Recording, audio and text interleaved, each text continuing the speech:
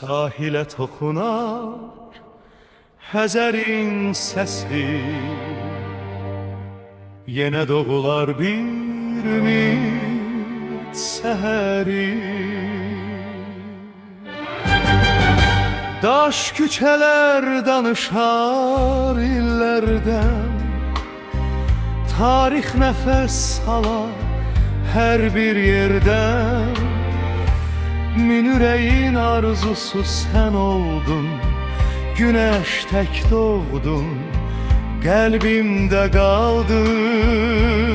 Nə qədər yollar məni aparsa da, yolum yenə sənə qayıdar.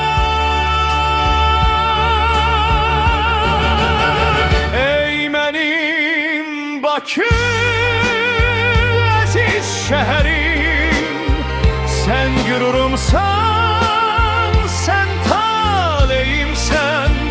Xəzər nəğməni küləklə söylə, adın əbədi ürəklərdə yaşar.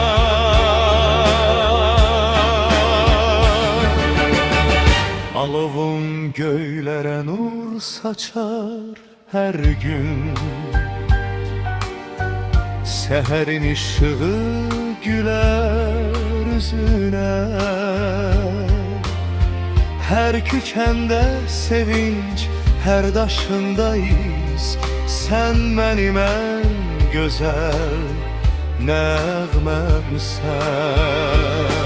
İllər keçər, zaman dəyişər, sevgimiz heç vaxt azalmayacaq.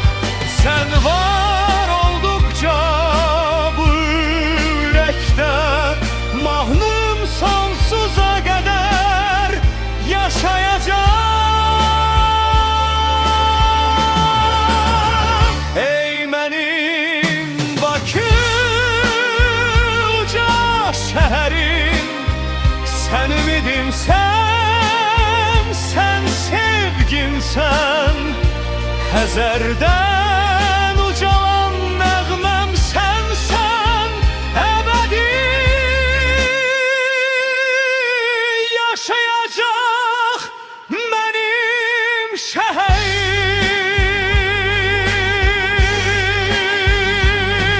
Bakı,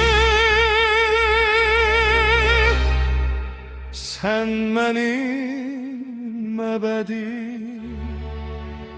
nəğməmsən.